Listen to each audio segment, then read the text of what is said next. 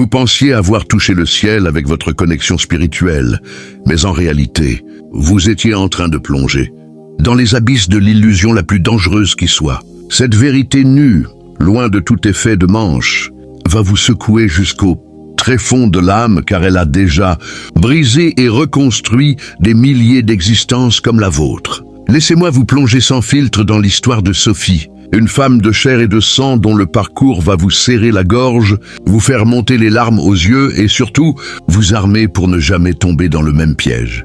Sophie avait 36 ans, vivait à Bordeaux dans un appartement baigné de lumière, avec vue sur la Garonne, exerçait comme responsable marketing dans une agence de publicité renommée. Partageait sa vie avec Julien, un homme doux et stable, et élevait Emma et Lucas, 8 et 5 ans, deux petits soleils qui illuminaient ses journées. Pourtant chaque soir, quand le silence enveloppait la maison et que les lumières de la ville scintillaient au loin, un vide abyssal l'envahissait, un manque de sens, si profond qu'elle étouffait ses sanglots dans l'oreiller pour ne pas réveiller sa famille. Elle se sentait déconnectée de son essence même, comme si son âme errait dans un désert glacé malgré le confort matériel qui l'entourait. Un matin d'automne, alors que les feuilles rousses tourbillonnaient dans un vent, chargé d'humidité fraîche et que l'odeur du café montait de la cuisine, elle tombe par hasard sur une vidéo virale. Le titre promet une connexion spirituelle authentique en 21 jours. L'homme à l'écran, regard perçant et voix enveloppante, évoque les signes du divin, les synchronicités magiques, la communication directe avec les guides. Le cœur de Sophie s'emballe. Le soir même, seule dans sa chambre aux rideaux tirés, elle allume une bougie à la vanille, dont le parfum sucré envahit l'espace, s'assied dans le tailleur sur son tapis de yoga, ferme les yeux et suit les instructions. Respiration lente, visualisation d'une lumière dorée descendant du plafond. Au bout de 10 minutes à peine, une vague de chaleur intense remonte de ses pieds jusqu'à sa tête. Ses doigts picotent comme traversés par un courant doux et électrique. Des larmes de joie incontrôlables roulent sur ses joues. Dans son esprit résonne une voix claire, aimante, infiniment tendre. « Sophie, ma chère enfant, je suis là. Ta connexion est réelle. Je suis ton guide spirituel et je vais t'accompagner vers ton destin élevé. » Elle reste immobile une heure entière, baignée dans cet amour inconditionnel, cette paix absolue qu'elle n'avait jamais connue, persuadée d'avoir enfin rencontré la spiritualité authentique qu'elle cherchait depuis l'adolescence, depuis la mort de sa grand-mère, qui avait ouvert en elle les premières questions existentielles. Le lendemain matin, les yeux encore brillants, elle raconte tout à Julien, qui l'écoute avec un mélange de tendresse et de légère inquiétude. « C'est merveilleux, chérie, mais reste prudente », murmure-t-il en lui caressant la joue. Sophie sourit, déjà emportée. Elle s'inscrit à des newsletters ésotériques, commande des cartes oracles, commence un journal intime où elle note chaque message reçu. Chaque matin, avant même le réveil des enfants, elle médite 30 minutes précises, capturant des visions de jardins célestes, recevant des conseils précis sur sa carrière, sentant une unité totale avec tout ce qui vit. Son humeur s'allège. Elle devient plus patiente avec Emma et Lucas, plus inspirée au bureau. Ses collègues remarquent ce nouvel éclat et lui demandent son secret. Elle partage volontiers, attirant autour d'elle un petit cercle de curieux. Pourtant, au fil des semaines, l'intensité monte. Lors d'une retraite virtuelle payante, elle vit une activation où son chakra du cœur s'ouvre comme une fleur brûlante, provoquant des douleurs physiques fulgurantes aussitôt, suivie d'une extase qui la laisse tremblante et euphorique. La voix devient quotidienne, lui dictant des affirmations puissantes, des actions concrètes comme reverser 10% de son salaire à des causes spirituelles. Julien commence à froncer les sourcils quand elle annule des dîners familiaux pour ses pratiques. « Tu changes, Sophie. » « Est-ce vraiment bon pour nous ?» le demande-t-il un soir, la voix chargée d'une tristesse qu'il tente de masquer. Elle répond avec une conviction qui illumine son regard. Ah, c'est la connexion divine. Julien, elle nous guide tous. Les enfants, eux, perçoivent le décalage. Emma demande doucement pourquoi maman passe tant de temps à parler au ciel. Sophie les embrasse fort. Mais au fond d'elle, une petite étincelle de doute s'allume déjà, infime, presque imperceptible. C'est à ce stade précis que l'histoire semble parfaite, que la connexion paraît authentique au-delà de tout doute. Pourtant, comme vous le découvrirez dans les paragraphes qui suivent, c'est exactement ici que commence la descente qui va pousser Sophie au bord du gouffre. Et vous, chers spectateurs, au bord de votre propre révélation. Et ce doute minuscule, presque étouffé sous l'euphorie, grandit comme une fissure dans du verre trempé. Invisible au début, puis soudainement irréversible. 3 mois après le premier contact, Sophie reçoit un message qui change tout. La voix, jusque-là douce et enveloppante, devient plus pressante, presque autoritaire. Il est temps de couper les attaches qui t'empêchent d'évoluer. Julien ne vibre pas à ton nouveau niveau. Les enfants absorbent ton énergie. Tu dois te libérer pour servir la mission que je t'ai confiée. Sophie lit ces mots sur son téléphone, assise sur le canapé où elle lisait autrefois des albums à Lucas, et sent son estomac se nouer violemment. Elle pose l'appareil comme s'il brûlait. Pendant plusieurs jours, elle n'ose plus méditer, terrifiée à l'idée d'entendre à nouveau cette injonction. Mais le silence lui pèse encore plus lourd que la peur. La nuit, elle rêve qu'elle vole au-dessus de la Garonne, libre, lumineuse, seule. Au réveil, les larmes coulent sans bruit. Elle recommence donc, convaincue que c'est une épreuve initiatique, un test de foi. La voix revient plus chaude, presque maternelle cette fois.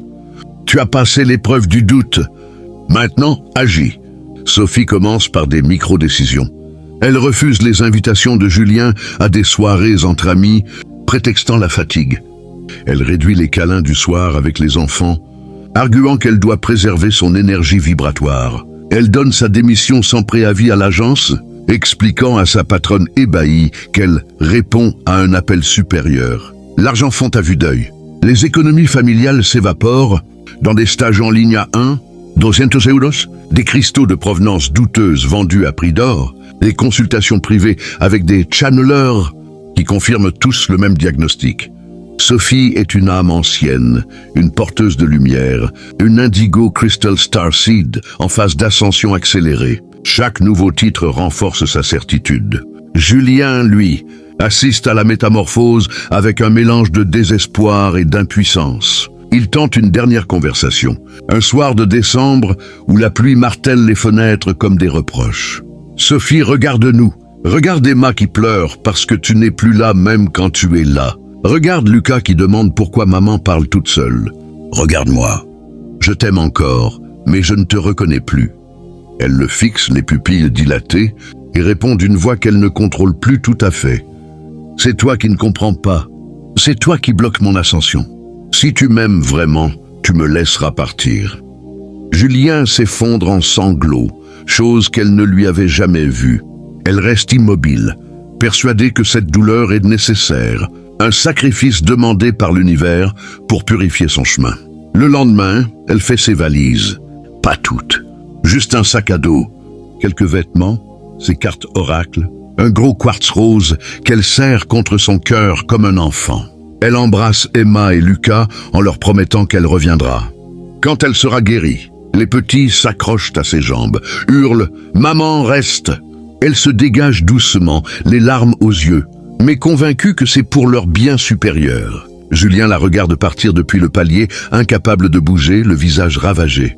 Sophie descend les escaliers, traverse la cour où les vélos des enfants sont encore posés contre le mur, sort dans la rue glacée de décembre. Elle marche jusqu'à la gare Saint-Jean, achète un billet pour un ashram du sud de la France, dont le gourou lui a promis une transmission directe du soi supérieur. Dans le train, elle ferme les yeux, attendant le retour de la voix. Mais pour la première fois depuis des mois, le silence est total. Pas de chaleur, pas de lumière dorée, pas de mots tendres, juste le ronronnement des rails et le poids écrasant de ce qu'elle vient de laisser derrière elle. Elle pose son front contre la vitre froide. Et pour la première fois depuis longtemps, elle se demande si elle n'a pas tout simplement tout gâché.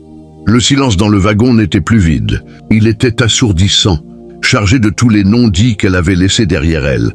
Sophie ouvrit les yeux sur le paysage qui défilait.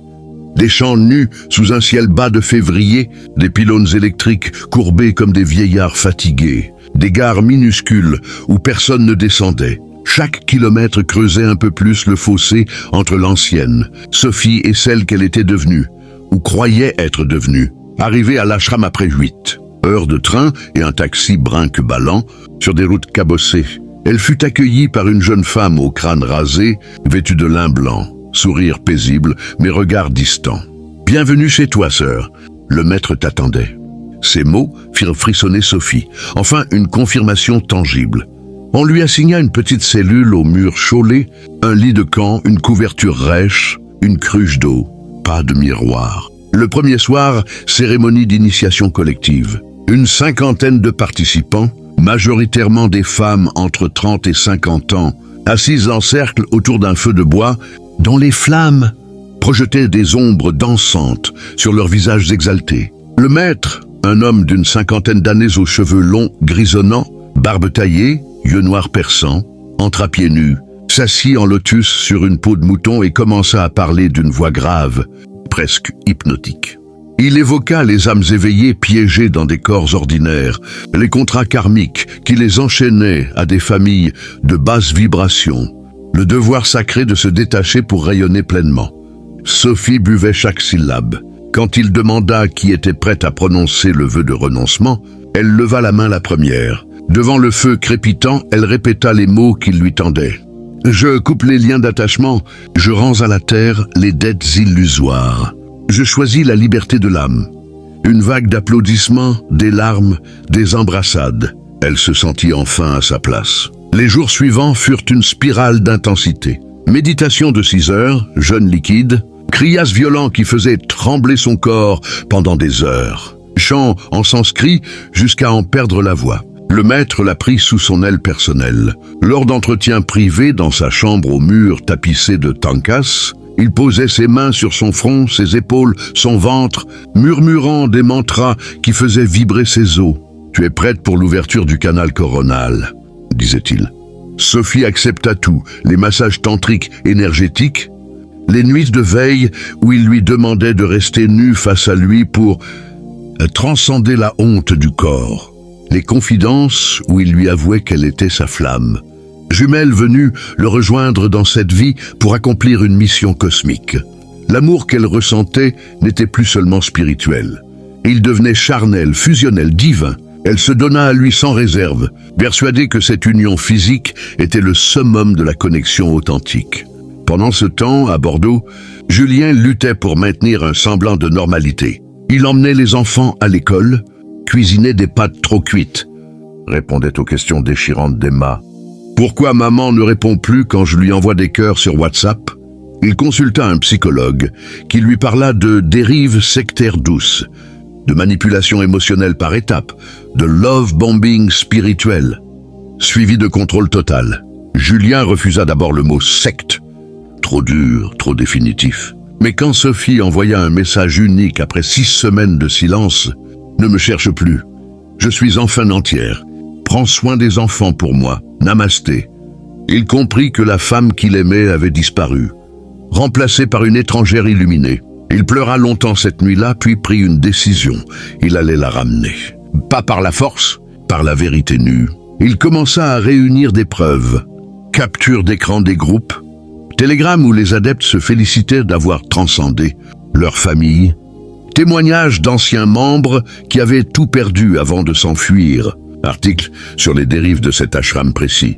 Il contacta une association d'aide aux victimes de l'emprise mentale. Petit à petit, un plan se dessina. Pendant ce temps, dans l'ashram, Sophie sombrait sans s'en rendre compte. Les extases initiales laissaient place à une fatigue écrasante, des migraines incessantes, une sensation permanente d'être observée. Le maître devenait plus exigeant.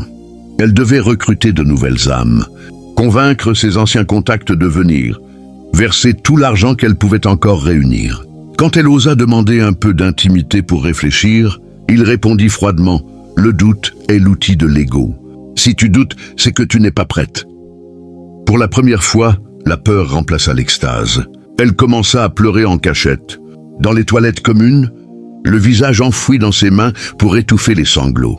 Les sanglots étouffés dans les toilettes devinrent son seul refuge. Sophie se regardait dans le petit miroir fêlé, accroché au-dessus du lavabo rouillé, et ne reconnaissait plus la femme qui lui faisait « face ». Joues creusées, cernes violacées, regard vide malgré les promesses d'illumination. Elle avait perdu 12 kilos en 3 mois. Ses cheveux tombaient par poignées dans la douche collective. Ses règles avaient disparu depuis longtemps. Pourtant, chaque fois qu'elle envisageait de partir, une pensée la paralysait.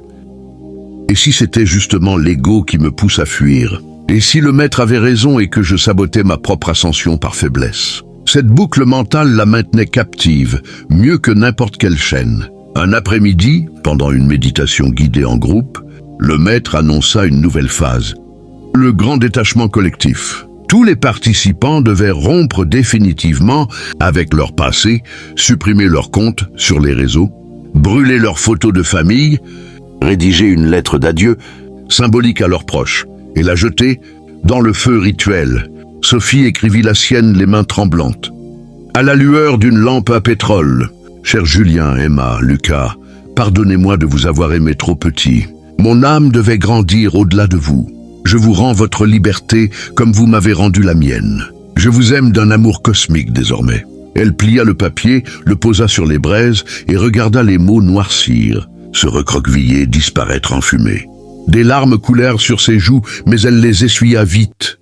Pleurer était signe d'attachement résiduel. Cette nuit-là, incapable de dormir, elle sortit de sa cellule et marcha jusqu'au portail en fer forgé qui séparait l'ashram du monde extérieur. La lune éclairait le chemin de gravier. Elle posa sa main sur le loquet glacé. 1 seconde, 2. Puis, elle recula, submergée par la terreur de l'inconnu. Le lendemain matin, le maître la convoqua. Il avait senti son hésitation, dit-il, grâce à son 3e œil ouvert. Il la fixa longuement, puis prononça la phrase qui la brisa. « Mais si tu pars maintenant, tu perdras tout le travail déjà accompli. Tu retomberas dans le karma lourd de l'illusion familiale pour des vies entières. Tu condamneras aussi tes enfants à porter ton fardeau non résolu. » Sophie s'effondra à genoux. Il posa une main sur sa tête comme pour la bénir, mais ses doigts serraient un peu trop fort. « Reste, prouve ta dévotion. » Elle resta. Les semaines suivantes furent un brouillard de pratiques de plus en plus extrêmes. Privation de sommeil prolongée, exposition au soleil midi sans eau, ingestion de plantes sacrées, qui provoquaient des visions terrifiantes, où elle se voyait brûler vive pour purifier ses péchés passés. Elle commença à entendre la voix, celle du début, mais déformée, moqueuse. « Tu vois, tu as tout gâché pour rien. » Ce n'était plus la voix divine.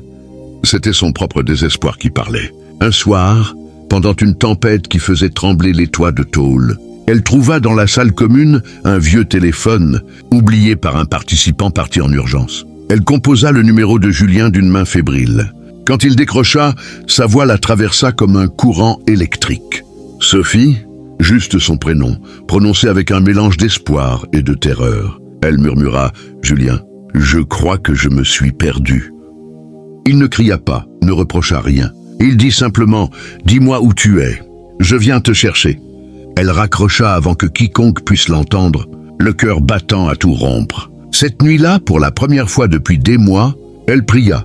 Pas les prières apprises à l'ashram, mais une prière d'enfant, simple, maladroite. « Aide-moi à rentrer chez moi. » Le lendemain, elle prétexta une migraine violente pour rester dans sa cellule. Quand la nuit tomba, elle enfila un pull sombre, glissa le quartz rose dans sa poche.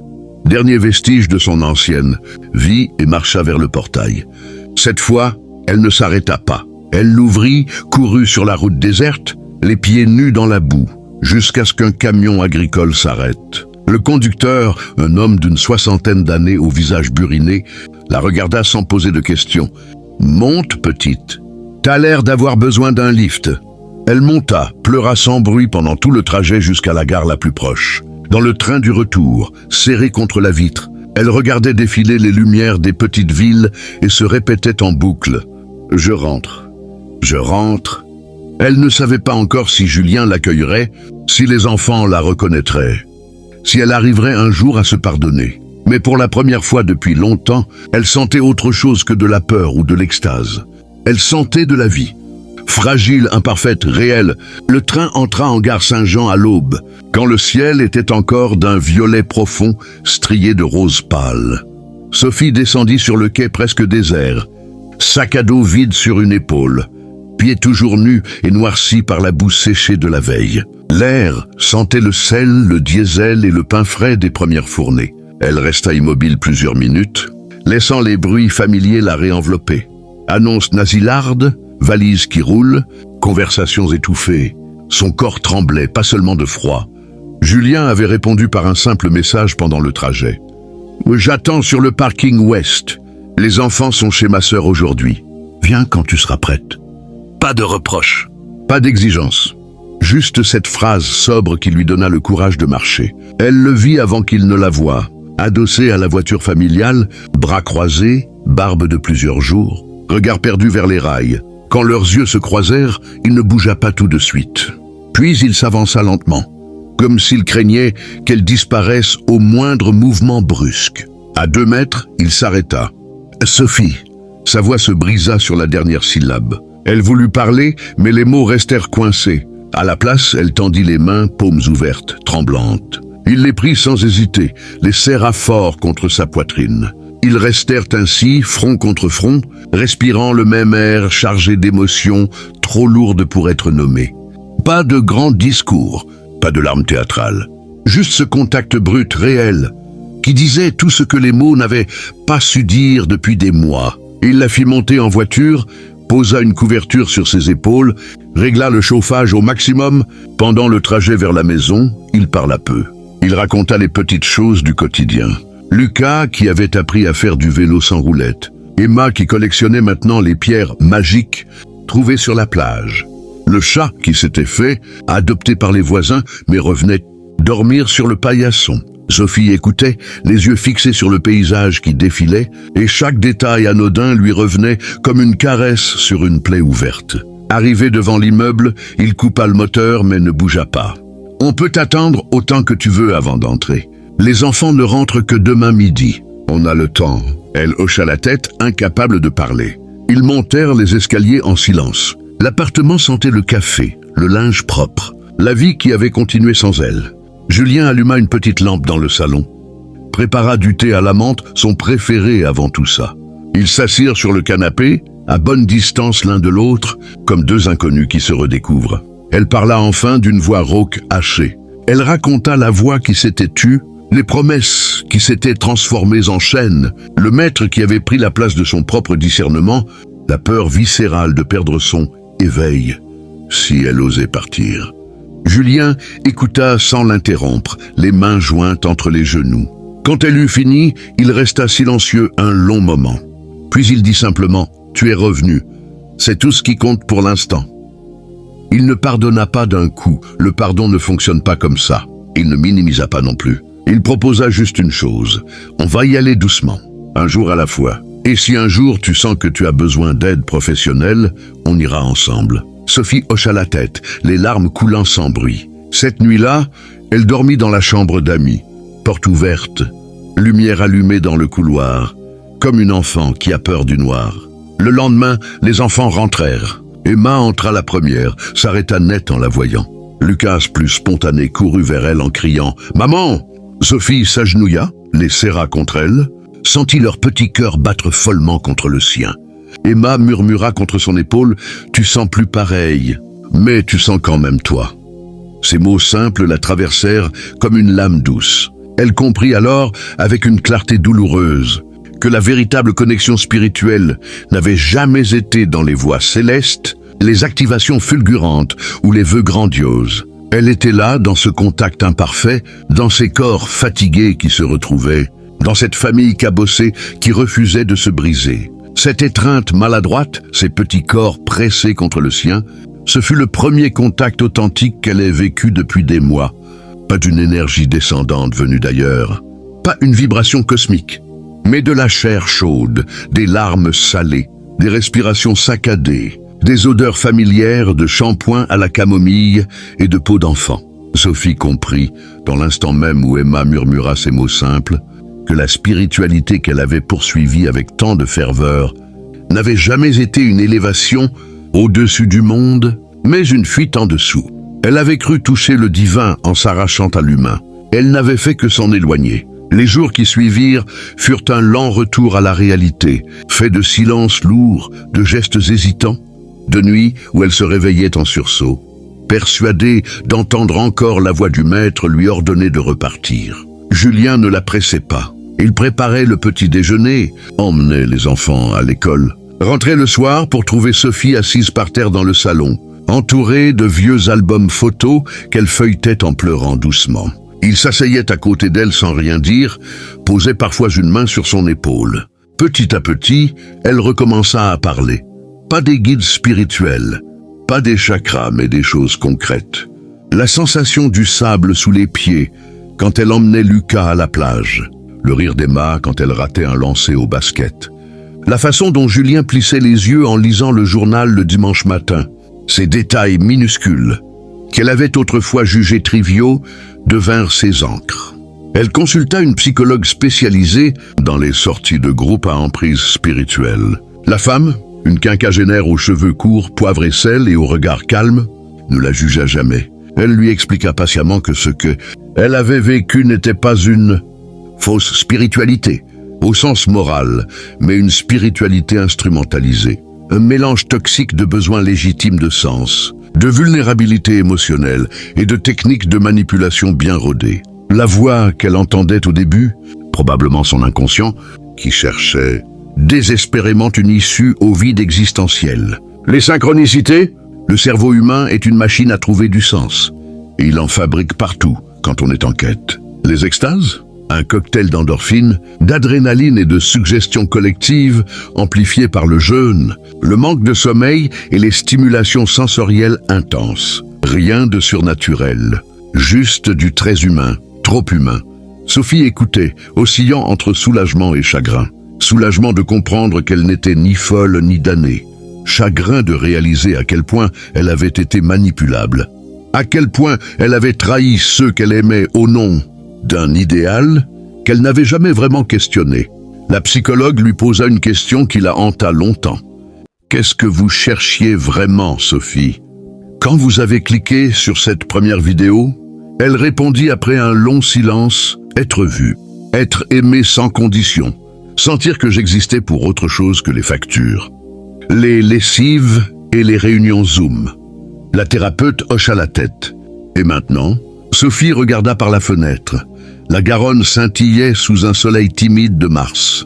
Maintenant, je veux apprendre à me voir moi-même, sans attendre qu'un guide, un maître ou même Julien le fasse à ma place. Ce fut le début d'une autre quête, plus lente, plus modeste, plus ancrée. Elle recommença à courir le matin le long du fleuve, pas pour brûler des calories ou activer des chakras, mais pour sentir ses poumons se remplir, ses muscles protester, son cœur battre. Elle jardinait sur le petit balcon.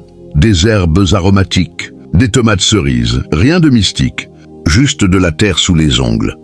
Elle lisait des livres de philosophie, de neurosciences, de poésie, pas pour trouver la vérité, mais pour collectionner des fragments qui résonnaient. Elle apprit à méditer sans rien attendre, juste s'asseoir, respirer, observer les pensées passer comme des nuages sans s'y accrocher. Parfois, dans ces moments de silence vrai, une paix discrète s'installait, pas spectaculaire, pas extatique, mais stable, comme une lumière qui ne vacille pas. Cette paix discrète, presque timide, devint peu à peu sa nouvelle boussole. Pas une lumière aveuglante venue d'un ailleurs, mais une petite flamme intérieure qu'elle apprenait à protéger du vent. Elle comprit progressivement que la connexion spirituelle authentique ne se mesure ni à l'intensité des expériences, ni à la fréquence des messages, et ni au nombre de synchronicités accumulées. Elle se reconnaît à des marqueurs bien plus sobres, bien plus exigeants. La cohérence entre ce qu'on ressent et ce qu'on vit au quotidien.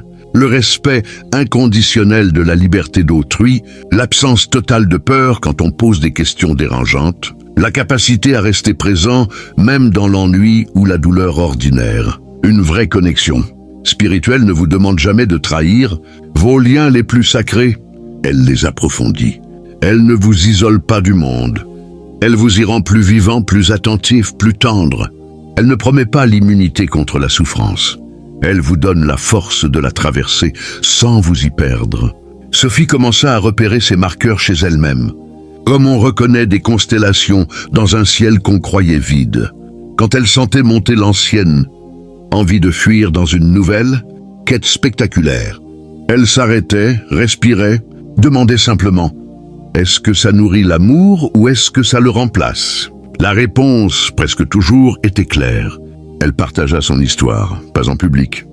Pas sur les réseaux, mais avec quelques amis proches, puis avec des inconnus qui venaient la voir après avoir entendu parler d'elle, par le bouche à oreille. Elle ne se posait pas en victime ni en sauveuse. Elle disait juste « J'ai cru que le divin était loin, bruyant, extraordinaire. En réalité, il est là, dans le silence entre deux battements de cœur, dans le regard d'un enfant qui vous tend un dessin maladroit, dans la main de l'homme qui refuse de vous lâcher, même quand vous l'avez blessé. » Ces conversations devinrent son nouveau rituel. Pas des cérémonies, pas des initiations, juste des moments où deux êtres se regardent vraiment, sans filtre, sans rôle à jouer. Julien, de son côté, guérit à son rythme. Il ne parla jamais de pardon comme d'un cadeau qu'il accordait. Il le vécut comme un chemin qu'ils parcouraient ensemble. Un soir d'été, alors que les enfants dormaient et que la ville bruissait au loin, ils s'assirent sur le balcon avec une bouteille de vin rouge bon marché. Sophie posa sa tête sur son épaule. « Tu sais ce que je réalise ?» murmura-t-elle. « Que la plus grande preuve d'éveil, c'est de rester quand tout pousse à partir. » Julien sourit dans l'obscurité. « Et la plus grande preuve d'amour, c'est de laisser l'autre partir. Puis de l'attendre quand même. » Ils restèrent longtemps sans parler, écoutant les grillons et le ronronnement lointain de la circulation. Sophie sentit alors quelque chose qu'aucune voix céleste ne lui avait jamais donné. Une gratitude profonde, non pas pour un destin grandiose, mais pour cette vie ordinaire, cabossée, précieuse. Elle n'était plus en quête d'ascension. Elle était en train de descendre dans son corps, dans ses relations, dans le concret du monde. Et c'était là, paradoxalement, qu'elle touchait enfin quelque chose d'infini. Car le divin, s'il existe, ne se cache pas dans les hauteurs inaccessibles. Il se love dans les replis les plus humbles de l'existence. Une main qui essuie une larme, un « je t'aime » prononcé sans condition, un pardon qui n'efface rien, mais qui permet de continuer à marcher côte à côte. Sophie comprit que la connexion spirituelle authentique n'est jamais une arrivée, c'est un mouvement perpétuel. Tomber, se relever, douter, questionner, aimer malgré tout, recommencer. Et dans ce mouvement même réside sa vérité la plus pure. Cette gratitude profonde pour l'ordinaire devint le fil conducteur de ses journées. Sophie ne cherchait plus à vibrer haut. Elle apprenait à vibrer vrai. Elle remarqua que les moments les plus sacrés survenaient sans annonce préalable. Le silence partagé avec Julien quand il rangeait la cuisine après le dîner, les éclats de rire incontrôlables de Lucas, qui imitait un pingouin sur le tapis du salon, la façon dont Emma, du haut de ses 9 ans, posait maintenant des questions existentielles simples et dévastatrices. « Maman, pourquoi on existe si c'est pour mourir un jour ?» Au lieu de répondre par des concepts grandioses ou des citations de maîtres spirituels, Sophie répondait avec honnêteté. « Je ne sais pas tout, ma puce, mais je sais que pendant qu'on est là, on peut s'aimer fort, et ça compte énormément. » Ces échanges, si modestes, lui révélaient une vérité qu'aucune retraite ni aucun gourou n'avait pu lui transmettre. La connexion authentique ne s'élève pas au-dessus des émotions humaines. Elle les traverse, les accueille, les transforme en présence. Elle comprit aussi que les pièges qu'elle avait rencontrés portaient tous la même signature. Urgence, exclusivité, peur du doute. Toute proposition spirituelle qui vous presse de couper des liens sains, qui vous demande de payer cher pour accélérer votre évolution, qui remplace vos questions par des certitudes absolues, qui fait naître la culpabilité quand vous hésitez. Cette proposition n'est pas une connexion, c'est une captation. La vraie spiritualité, au contraire, respire lentement. Elle tolère le questionnement comme un enfant tolère les pourquoi incessants. Elle accepte que vous reculiez, que vous tombiez, que vous doutiez longtemps. Elle ne vous demande jamais de sacrifier votre intégrité au nom d'un plus haut bien. Flou, elle vous ramène toujours à votre centre. Votre capacité à aimer sans posséder, à rester sans fuir, à être sans performer. Un matin de novembre, alors que la brume enveloppait la Garonne et que le froid mordait les joues, Sophie sortit seule sur le balcon avec une tasse de thé fumante. Elle s'assit sur une chaise en fer, regarda l'eau grise couler paisiblement et pour la première fois depuis son retour, elle parla à voix haute à cette partie d'elle-même qu'elle avait autrefois appelée guide. « Merci d'avoir été là quand j'avais trop mal pour exister seul. Merci d'avoir disparu quand j'étais prête à exister vraiment. » Pas de réponse, pas de lumière dorée, juste le bruit doux de l'eau contre les piliers du pont et le cri lointain d'une mouette. Et dans ce silence ordinaire, elle sentit une plénitude plus vaste que toutes les extases passées. Parce que la connexion authentique n'est pas un événement, c'est une qualité de présence continue. C'est choisir, jour après jour, de rester relié à soi, aux autres, au mystère, sans chercher à le posséder ni à le fuir. C'est accepter que le sacré se cache souvent dans ce qu'on trouve le plus banal. Un regard qui dure une seconde de trop. Une main qui reste posée sur une épaule, un « je suis là », murmuré dans le noir. Sophie referma les yeux, laissa le vent frais caresser son visage et sourit, un sourire petit, calme, sans revendication. Elle n'était plus en chemin vers quelque chose. Elle était arrivée, pas au sommet d'une montagne spirituelle, juste chez elle, dans sa vie, dans son corps imparfait, dans cet instant précis où rien d'extraordinaire ne se passait, et où tout pourtant était infiniment vivant. Cette arrivée silencieuse chez elle, dans l'instant le plus banal, marqua le vrai tournant. Sophie ne proclamait plus rien. Elle ne collectionnait plus les expériences pour prouver qu'elle avançait. Elle vivait simplement avec une attention neuve, presque enfantine. Elle remarquait la façon dont la lumière du matin traversait les rideaux et dessinait des motifs mouvants sur le parquet usé. Elle écoutait vraiment les silences de Julien quand il rentrait fatigué du travail. Elle laissait les enfants la déranger pendant qu'elle lisait, posait son livre sans soupirer, répondait à leurs questions farfelues avec la même curiosité qu'eux. Ces gestes minuscules, accumulés, formaient maintenant sa pratique spirituelle. Non pas une discipline à part, mais la texture même de ses journées. Elle comprit que la quête d'une connexion authentique avait été, dès le départ, piégée par un malentendu fondamental. Elle avait cru que le spirituel était autre chose que la vie elle-même. Elle l'avait cherché en hauteur, en intensité, en extase, en rupture. Or, le spirituel ne se trouve pas ailleurs. Il est la qualité de présence qu'on apporte à ce qui est déjà là. Pas besoin de voix céleste pour être relié. Il suffit d'un regard qui ne fuit pas, d'une main qui reste tendue, d'un « je ne sais pas », prononcé sans honte. La vraie connexion ne vous rend pas spécial, elle vous rend disponible. Elle ne vous élève pas au-dessus des autres, elle vous ramène à égalité avec tout ce qui respire, souffre, rit, pleure. Sophie cessa donc de se demander si elle était éveillée. Elle se contenta d'être éveillée aux odeurs de la pluie sur le bitume, aux plis de fatigue autour des yeux de Julien, aux petites victoires quotidiennes d'Emma qui apprenait à nager la brasse, aux colères soudaines de Lucas suivies de câlins maladroits.